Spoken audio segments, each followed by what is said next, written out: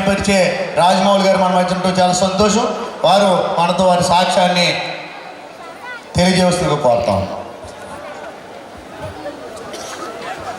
దేవునికి వందనాలు. ఒక నగ్న సత్యం వేదిక నుండి చెప్పదలుచుకున్నా. నేను కొన్ని దేశాలు తిరిగినా, రాష్ట్రాలు తిరిగినా, వాస్తవంగా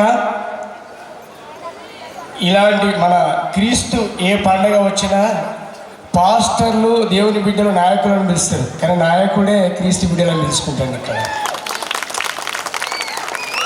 ఒకసారి అందరు గట్టిగా చప్పట్లు కొడితే వాళ్ళు అందరూ కొట్టాలి దేవుని బిడ్డలందరూ.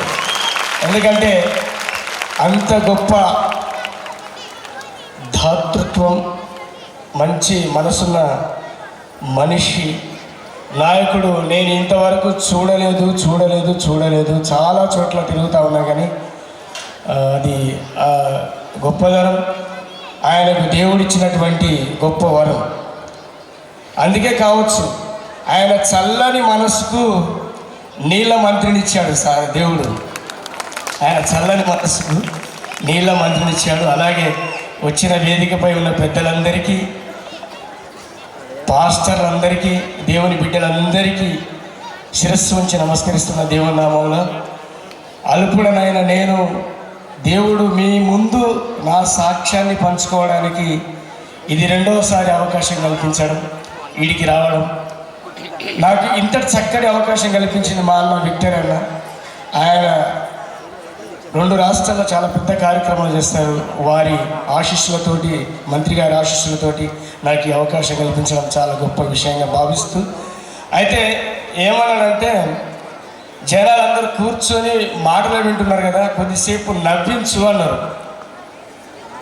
అది తమరు అవకాశం ఇస్తే ఒక 5 నిమిషాల పాటు.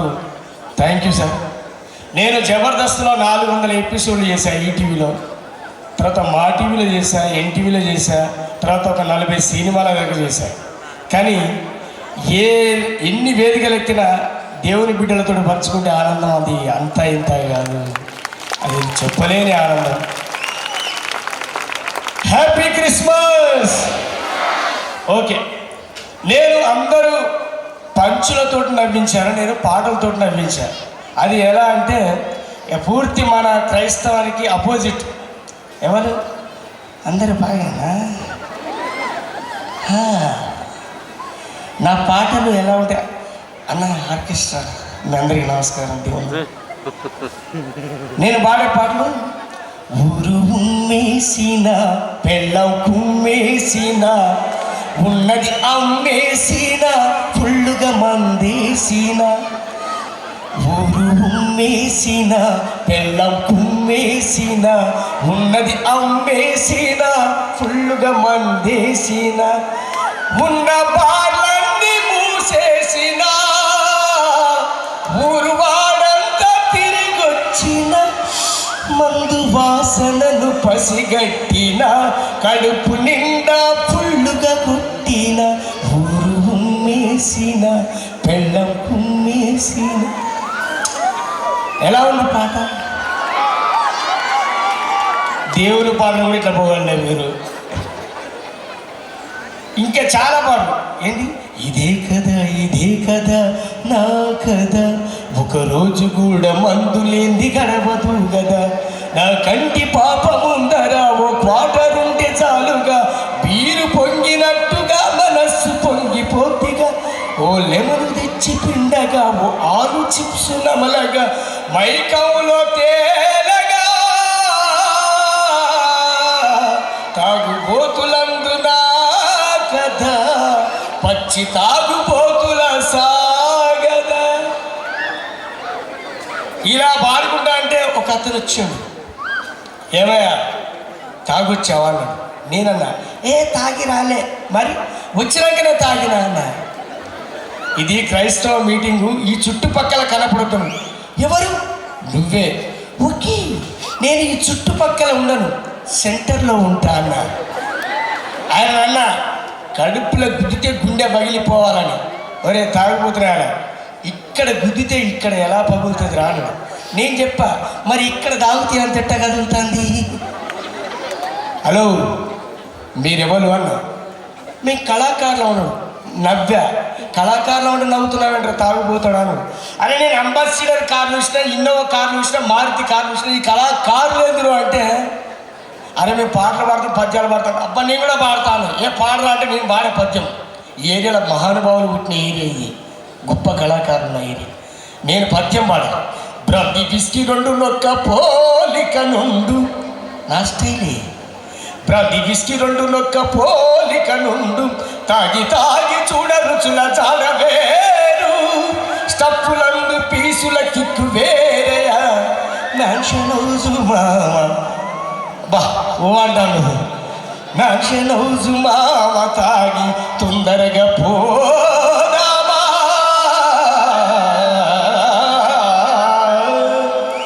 అరే తాగితే నష్టాలు రాన్నాడు. నష్టాలుంటే నేనెందుకు తాగుతా, లాభాలు ఉన్నాయి కాబట్టి తాగుతాను నాన్న. లాభాలు అంటే ఆ లెక్క పెట్టుకో అన్న. ఏందన్నాడు, తాగినోని ఇంట్లో దొంగలు పడరు అన్న. ఎందుకు అన్నాడు, రాత్రంతా వాడే గోల పెట్టుకుంటూ ఉంటాడు కాబట్టి అన్నాడు. ఒకవేళ దొంగలు పడ్డ వాళ్ళకి ఏం తీసుకుపోలేరు అన్నాడు. అది ఎందుకు రాడు, ఉన్నాయి మొత్తం వాడే అమ్ముకొని తాగుతాడు అన్న. తాగిపోతానికి ముసల్తనం రాదే అన్న. ఎందుకు రాడు, మధ్యనే పోతాడు అందుకు అన్న. కళ్ళు దానివాడు కైలాసం పోతాడు, సారదాని స్వర్గం పోతాడు, బ్రాండ్ బ్రహ్మలోకం పోతాడు అంటే మరి ఏం దాగినోడు రా, ఏమి దాగినోడు ఏమలోకం పోతాడే. అరే అట్లంటాను కానీ మా ఇంటి పక్కనోడు తాగి తాగి చనిపోయాడు రాను. వాడు తాగి తాగి చనిపోలేదు, లిక్కరికి లివర్కి మధ్య జరిగిన పోరాటంలో వీరమరణం పొందిండు అన్న. ఛీ దుర్మార్గుడు, ఎవడు మార్చలేడు రా అన్నాడు. క్రీస్తు మార్తాడు అన్న.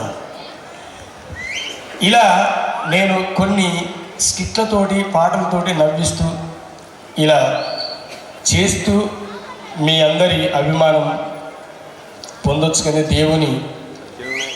దేవుడు నాకు ఇచ్చినటువంటి పునర్జన్మ, దేవుడు నా జీవితంలో చేసినటువంటి ఘనత అంతా ఇంత కాదు. జనరల్గా ఎవరైనా అదో అదో కానుకలు ఇస్తారు, అది చేస్తారు. కానీ మన దేవుడు ఏం కోరుకుంటాడు? వెరీ గుడ్ అన్న. ఒకసారి పాట పాడుతుంది, దేవుని పాట. అందుకే దేవుని రాకడ సమీపిస్తూ ఉంది. ప్రతి ఒక్కరు కూడా దేవుని రాక కొరకు ప్రచారం. బాగా ఊదుడి ప్రభు యేసు రాకడ ప్రకటించుడి. బాగా ఊదుడి ప్రభు యేసు రాకడ ప్రకటించుడి. బాగా ఊదుడి ప్రభు యేసు రాకడ ప్రకటించుడి. అందరు గట్టిగా చెప్పండి కూడా దేవుడా. హల్లెలూయా. ఆయన ఇక్కడ ఉన్నాడు, మనతోటి ఎలా కనెక్ట్ అవుతాడు. నువ్వు పూజలు చేస్తావా, కొబ్బరికాయలు కొడతానా, సేవలు చేస్తున్నా కాదు. ఆయన ఉన్నాడు ఇక్కడ. ఏదే మహారాజు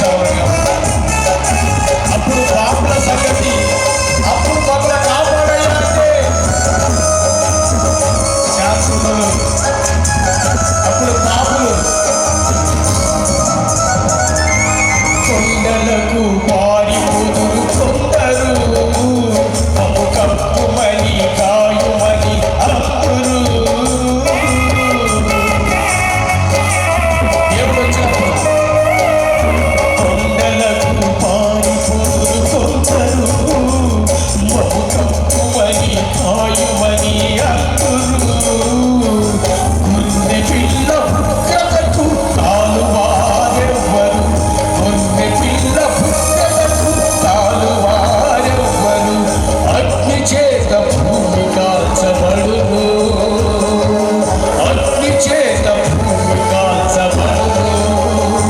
అందుకే త్వరపడుడి, సిద్ధపడుడి, ప్రభునామమును స్మరించుడి. త్వరపడుడి, సిద్ధపడుడి, ప్రభునామమును స్మరించుడి. ఊదుడి, ప్రభు యేసు రాకడ ప్రకటించుడి. ఊదుడి, ప్రభు యేసు రాకడ ప్రకటించుడి. ప్రభు యేసు రాకడ ప్రకటించుడి. ప్రభు యేసు రాకడ ప్రకటించుడి. ప్రభు యేసు రాకడ ప్రకటించుడి. Thank you. సమయం లేదు కాబట్టి నా సాక్ష్యాన్ని పంచుకోవడానికి ఆశపడుతున్నా. 2020లో ప్రపంచాన్ని కుదిపేసినటువంటి కరోనా సమయం. అప్పుడు నేను ఎన్టీవీలో 9 నాగులు అనేటువంటి షో చేస్తూ ఉన్నా కరెంట్ అఫైర్స్ మీద. అప్పుడే కరోనా స్టార్ట్ అవుతూ ఉంది. హైదరాబాద్లో ఎక్కువగా ప్రబలుతూ ఉంది. మా ఎన్టీవీలో 3 స్టాఫ్కు కరోనా రావడం అనేది జరగడం వల్ల మామూలు ప్రోగ్రామ్స్ అన్నీ ఆపివేయడం జరిగింది. ఓన్లీ ఒక వార్తా సమాచారంగా ఇస్తూ ఉన్నారు ప్రజలకు. అలాగే హైదరాబాద్ మొత్తం కరోనా వ్యాపించి ఎక్కడిదక్కడ గ్రామాల్లో లాక్డౌన్ ప్రకటిస్తూ ఉన్నారు. అయితే నాకు 2 పిల్లలు, నా భార్య, నేను శ్రీనగర్ కాలనీలో ఉండేది. హైదరాబాద్లో కరోనా ఎక్కువగా ఉండడం వల్ల నా భార్యతో అమ్మ మనం ఇక్కడనే ఉంటే మనకు మన పిల్లలకు వచ్చే ప్రమాదం ఉంది. ఎందుకంటే పాల ప్యాకెట్, నూనెలో, ఉప్పులో, పప్పులో ఏదో ఒకటి తెచ్చుకోవాల్సింది, మనం బయటికి పోవాల్సి ఉంటుంది. దాని ద్వారా వస్తుంది కావచ్చు. కాబట్టి మనం ఊరికి వెళ్తే ఊర్లో తక్కువగా ఉంది. మాది మహబూబాబాద్, తెలంగాణ, వరంగల్ జిల్లా పక్కన ఉంటుంది, జంగిలిగొండ గ్రామం అని. మా ఊరికి నేను మహబూబాబాద్లో ఇల్లు కట్టుకున్నాను. అక్కడికి వెళ్ళా నా భార్య పిల్లలను తీసుకుని. వెళ్తే నాతోటి చిన్నప్పటి నుండి ఉన్నటువంటి ఒక తమ్ముడు, ఆయన master, dance master, love marriage అదే సమయంలో పెట్టుకున్నాడు. తమ్ముడు ఈ సమయంలో ఎలా పెళ్ళి పెట్టుకున్నా వద్దు అన్నట్టు కూడా అన్న తప్పడం లేదు, ఇక ఇప్పుడు నేను చేసుకోకపోతే ఇబ్బందులు ఇరుకులు అవుతాయి, ఆమెను చేసుకుంటా అంటే సరతి అని. ఆమె కరీంనగర్ డిస్ట్రిక్ట్ వేములవాడ ప్రాంతం. నేను ఒక్కొని ఆయన పెళ్ళికి నా వెహికల్ వేసుకొని పెళ్ళికి వెళ్ళా. పెళ్ళికి వెళ్తే అక్కడ చాలామంది ఏం చేసిందంటే, అరే రాజమౌళి వచ్చిండని చెప్పి జబర్దస్త్ చేసే రాజమౌళి వచ్చిందని సెల్ఫీలు దిగడానికి వచ్చింది. సెల్ఫీలు దిగాలంటే కరోనా ఫస్ట్ టైంలో సెల్ఫీలు దిగడానికి వస్తే నేను అన్నాను, బ్రదర్ కరోనా ఎక్కువగా ఉంది కాబట్టి వద్దు, దయచేసి దూరంగా ఉందాం, సెల్ఫీలు వద్దన్న. వాళ్ళు ఏమన్నారంటే, అన్న మీరు హైదరాబాద్ నుండి వచ్చి మీ ద్వారానే రావాలి కానీ మాకైతే లేదన్నా అని అన్నారు. ఇక సరే వాళ్ళు చెప్తే మాట్లాడలేరని అందరితో సెల్ఫీలు దిగా. నేను కూడా సెల్ఫీలు ఇచ్చాక ఏమైంది, ఆ నుండి తెల్లవారు పెళ్లి నుండి ఇంటికి వచ్చే క్రమంలో నాకు జలుబు చేసి దగ్గు స్టార్ట్ అయింది. దగ్గు స్టార్ట్ అయితే నేను అనుకున్నాను కదా, మామూలుగా హైదరాబాద్ నుండి మహబూబాబాద్కి వచ్చే, మహబూబాబాద్ నుండి కరీంనగర్ పోయా. ఈ పోయే క్రమంలో వాటర్ చేంజ్ అవుతున్నాయి కాబట్టి నాకు సర్ది బట్టి దగ్గు వస్తుందేమో అనుకుని నేను నెగ్లిజెన్స్ అంటే పెద్దగా పట్టించుకోలేదు. ఒకరోజు పోయింది, 2 రోజులు పోయింది, మా ఇంటి వాళ్ళతో తిరుగుతూ ఉన్నా. 3వ రోజు వచ్చింది, విపరీతం అవుతా ఉంది దగ్గు.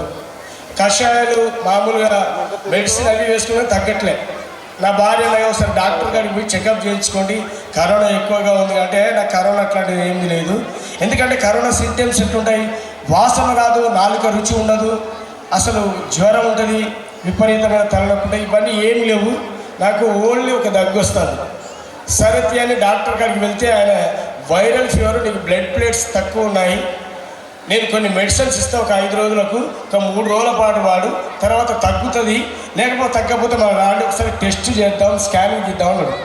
సరతి అని 5 రోజులు తీసుకెళ్ళి, అప్పటికే 3 రోజులు దాటింది, 4వ రోజు అవుతుంది, మళ్ళీ 3 రోజులు వాడా, అయినా కూడా తగ్గుతలే. నాకు విపరీతమైన తగ్గు ఇంకా ఘోరంగా వస్తూ ఉంది. నాకు భయం అయ్యి అప్పటికే మా అమ్మకు అంటింది, నా పిల్లలకు అంటింది కరోనా, నా భార్యకు వచ్చింది, మా అన్నదమ్ములకు వచ్చింది, మా అక్క చెల్లెళ్ళ వాళ్ళు వచ్చి ఉన్నారు వాళ్ళకు వచ్చింది. చాలా మా పెద్ద కుటుంబం వాళ్ళందరికీ వ్యాపించున్నది కరోనా. నేను మళ్ళీ డాక్టర్ కాడికి వెళ్ళి, సార్ నాకు ఎంతకు తగ్గడం లేదు, దయచేసి చూడండి అంటే ఆయన స్కానింగ్ రిపోర్ట్ రాసిండు. స్కానింగ్ తీసుకొని చూస్తే ఆ స్కానింగ్ పట్టుకొని వచ్చిన ఆయన ఏమన్నాడంటే, బ్రదర్ రాజమౌళి గారు మీరంటే నాకు చాలా అభిమానం, స్కిట్లు బాగా చూస్తా, కానీ మీరు కనుక ఇంకొక రోజున్నర మీరు అశ్రద్ధ చేస్తే మాత్రం చనిపోతారు, అంత గొప్పగా నిమ్ము బట్టి గుండెకాడ కరోనా ఘోరంగా వ్యాపించింది అని. నాకు చెమటలు పట్టినాయి. అప్పుడు సమయం 6:30 అవుతుంది సాయంకాలం వేళ. మీరు వరంగల్ కాదు, ఖమ్మం కాదు, ఎక్కడికి పోదు, డైరెక్ట్ హైదరాబాద్ పోతే బతుకుతారు లేకపోతే బతకరు అన్నాడు. అస్సలు ఇక నా ప్రాణాలు అరచేతికి ఉన్నాయి. అప్పుడు అంబులెన్స్లు ఒక్కడు కూడా ఖాళీ లేవు, రావడం లేదు. ఎవరైనా కిరాలకు రమ్మని రావడం లేదు.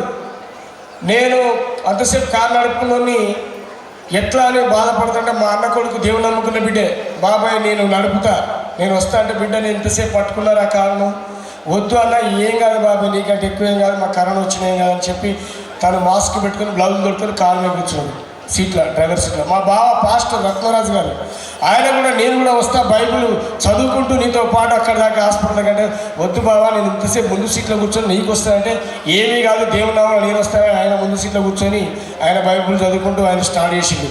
సాయంకాలం వేళ వర్షం పడుతూ ఉంది. నేను నా భార్య పక్కన వెనకాల కూర్చున్నాం. ఇక వెళ్తాంటే నా మిత్రుడు ప్రభు సురేష్ అని పద్మజ కుక్కడపల్లి హాస్పిటల్లో మేనేజ్మెంట్గా చేస్తాడు డాక్టర్. ఆయన ఫోన్ చేసిన, ఆయన దేవుని బిడ్డే, అన్న ఇట్లా సంగతి అంటే, అన్న మీరు రండి 8 గంటల పోయే డాక్టర్లు మీరు వచ్చే వరకు కూడా ఆపుతారంటే, మేము పోయే వరకు 12:30 అయింది. ఆ సమయం వరకు కూడా డాక్టర్లు ఉండరు దేవుని నామంలో ఉండి. ఆయన అంటారు డాక్టర్లు, రాజమౌళన నువ్వు 1000 మంది 1,00,000 మంది నమ్మిస్తావు, ఈ కరోనా నేను ఏం చేస్తానన్నా మేము చూసుకుంటాము అనే వరకు నాకు ధైర్యం వచ్చింది. 3 రోజులలో నేను ఇక్కడ ఉరికిస్తామన్నా మీ ఇంటి దాకా, అంత ధైర్యంగా ఉండు నువ్వు, నో ప్రాబ్లం, మేము అందరం నీకు కరెక్ట్ ట్రీట్మెంట్ చేస్తాము. నా భార్యను పక్కకు పిలుచుకొని ఏమన్నారంటే, అమ్మ అన్నకు కరోనా ఘోరంగా వ్యాపించింది, కష్టమైన బ్రతకడం, కాకపోతే మీరు ధైర్యంగా సంతకం చేస్తే మీరు ట్రీట్మెంట్ స్టార్ట్ చేస్తామంటే, నా భార్య ఏడుస్తా ఉంటే, ఏడిస్తే అని తెలుస్తుంది అని భయపడుతుందంటే ఏడవకుండా సంతకం పెట్టింది. తీసుకుపోయి ఐసీయూలు వేసిళ్ళు. 1 రోజు పోయింది, 2 రోజులు పోయింది, 3వ రోజు పోయింది. అయితే ప్రతిరోజు రాత్రి 12 గంటల నుండి ఉదయం 5-6 గంటల వరకు నాకు ఒక గ్లూకోజ్ బాటిల్ వాళ్ళు ఇచ్చేవారు. అది ఎందుకంటే నాకు దగ్గు ఎక్కువ రాకుండా ఉండడం, శ్వాస ఫ్రీగా రావడం కోసం ఇచ్చేది ఆ గ్లూకోజ్ బాటిల్. అయితే 1 రోజు పోయింది, 2 రోజులు పోయింది, 3వ రోజు అది కనుక తీసేస్తే ఎక్కువ దగ్గడం వల్ల హార్ట్ ఆగిపోవచ్చు, శ్వాస కూడా ఆగిపోయి చనిపోవచ్చు. అంత భీకరంగా వచ్చే దగ్గు నాకు. అయితే 1 రోజు 2 రోజులు పోయింది. 3వ రోజు ఏమైందంటే, పాపం అందులో పనిచేసే కంపౌండర్ ప్రతిరోజు వాళ్ళు అదే పని కాబట్టి నిద్ర లేకుండా ఉన్నట్టుంది. 3వ రోజు నాకు, దయచేసి అందరూ వినాలి ఈ విషయం, ఇక్కడనే దేవుడు నన్ను ఎట్లా స్వస్థపరిచింది అనేది, దేవుడు నాకు ప్రత్యక్షంగా ఆయన ఇచ్చినటువంటి ప్రాణం. 3వ రోజు గ్లూకోజ్ పెట్టడం మర్చిపోయాడు. 12 గంటల సమయం అవుతుంది, మధ్యరాత్రి వేళ. ఎక్కడ పడుకున్నా తెలియదు. కరోనా రూమ్లు అన్నీ మూసున్నాయి, ఎవరు గదులలో వాళ్ళ పేషెంట్లు పడుకున్నారు. చూస్తే డాక్టర్లు కూడా లేరు. మందుల షాప్లో కూడా ఆయన పడుకున్నాడు షట్టర్ దగ్గరికి వేసుకొని. నా భార్య నాకు విపరీతమైన దగ్గుస్తూ ఉంది. నా భార్య చూస్తాను ఆయన ఎక్కడున్నాడు ఏందని, పాపం బయట ఎక్కడ చూసినా కూడా కనబడతలేడు. కంగారుగా భయపడకుండా నా భార్య మళ్ళీ ఇంట్లోకి అంటే రూమ్లోకి వచ్చింది. మీ ఇద్దరమే ఉన్నాం రూమ్లో. లేడు ఆయన, ఎటుపోయాడో తెలుస్తుంది అర్థం కావట్లని ఏడుస్తూ ఉంది. నాకు విపరీతమైన దగ్గు వస్తూ ఉంది, నేను ఏడుస్తూ ఉన్నా, ఇద్దరం ఏడుస్తూ ఉన్నాం. ఇద్దరం కలిసి అదే హాస్పిటల్ రూమ్లో మోకరించి, దేవా నీవు మమ్మల్ని పిలుచుకున్నావు, నేను నమ్ముకున్న బిడ్డను, దయచేసి ఈ రాత్రి వేళ నన్ను బ్రతికించు దేవా అని విపరీతంగా ఏడ్చి నేను మోకరించి, నా భార్య మోకరిల్లి ప్రార్థన చేస్తున్నాను దేవుడికి. ప్రార్థన చేస్తూ నేను నిద్రించాను, పడకలో పడుకునేసాను. మీరు నమ్ముతారో నమ్మరో, దేవుడు నాకు ఇచ్చినటువంటి విషయం ఏంటంటే, నేను పడుకున్న 5 నిమిషాలకి ఆకాశం నుండి వెలుగులు విరజిమ్ముకుంటుంది. హాస్పిటల్ మొత్తం దగదగ మెరిసిపోతూ ఉంది. నాకేం అర్థం కావట్లేదు, భయం అవుతా ఉంది. కళ్ళు అసలు ఇంత ఓపెన్ చేద్దామన్నా ఓపెన్ కావట్లేదు. కరుణాపురంలో పాలయ్య గారు ఉంటారు, పాస్టర్. ఆయన రూపంలో దేవుడు తెల్లని ధవళ వస్త్రాలతో దగదగ కాంతులతో వచ్చి నా పక్కన కూర్చున్నాడు. దేవుడు నామలో నా పేరు యోహాన్. యోహాన్, నువ్వు భయపడకు, నేనున్నా, నిన్ను రక్షిస్తా. కరోనా కాదు, నిన్ను ఏం చేయని అయ్యా నా పక్కనే రాత్రి 12 గంట రాత్రి నువ్వు మొదలుకుంటే ఆ గ్లూకోజ్ బాటిల్ ఎక్కి 5-5:30 వరకు నా పక్కనే కూర్చొని నా శ్వాస దగ్గర చేయబెట్టి ప్రేర్ చేస్తా ఉన్నాడు. నాకు అసలు ఏం అర్థం కాక నోరు వస్తున్నాయి, మా అసలు ఏం వస్తారు అలాగే పడుకో చూస్తాను, కానీ నాకు చూసినట్టు అసలు కళ్ళు ఓపెన్ కావట్లేదు. అప్పుడు అంటాడు ఆయన, యోహాన్, రాజమౌళి 5:30-6 వస్తుందయ్యా, తెల్లవారుతా ఉంది. నీలాంటి బిడ్డలు నాకు ఇంకెంతమంది లేరు, అందరి కొరకు నేను ప్రార్థన చేయాలి, నీకు ఏం భయం కాదు, నువ్వు బతికినప్పుడు అని. అయ్యా మీరు వెళ్ళండి అయ్యా, నేను దండ పెట్టిన మరుక్షణమే దేవుడు అసలు నాకు ఇక మళ్ళీ యథావిధిగా అయిపోయింది హాస్పిటల్. అప్పుడు కళ్ళు తెరిచి చూసా, నాకు కళ్ళకంతా ఇట్లా లైట్ మనం వెలుగును చూసి ఇట్లా చూస్తే ఎలా ఉంటుందో కళ్ళకలా ఉంది. దేవుడు నా గుండె దగ్గర చేయబెట్టి, నా శ్వాస దగ్గర చేయబెట్టినట్టు అనిపించింది. వెంటనే నా భార్య లేపి చెప్పా, నా భార్యని కలిసి దేవుడికి మళ్ళీ ప్రేర్ చేసుకున్నాను. దేవుడు మళ్ళీ నన్ను బ్రతికించి ఈ సాక్ష్యాన్ని పంచుకోవడం కోసం మీ ముందుకు తీసుకొచ్చాడు. ఆ దేవుడికి తెరలేని కృతజ్ఞతలు. తెల్లవారు డాక్టర్లు కూడా రిపోర్ట్లు చూసి, ఏమైనా రాజమౌళి రిపోర్ట్లో నిన్నంత ఇదిగా లేదేంటి, చాలా వరకు కంట్రోల్ అయిందంటే, అయ్యా దేవుడు నన్ను రాత్రి ముట్టాడంటే వాళ్ళు ప్రభు సురేష్ వాళ్ళందరూ ఆశ్చర్యపోయారు. అసలు మిగతా డాక్టర్ కూడా ఆశ్చర్యపోయారు. అంటే దేవుడు అంత గొప్ప ఘనత, ప్రభావం, గొప్ప మహిమగల దేవుడు మన దేవుడు. అందుకనే నాకు ఇష్టమైన పాట ప్రతి చోట పాడతా, యుగ యుగాలకు. ఎవరు అయ్యా, సమయం లేదు కదా, పాడొచ్చా? అయ్యా, నజరేయుడా నా యేసయ్యా, ఎన్ని యుగాలకైనా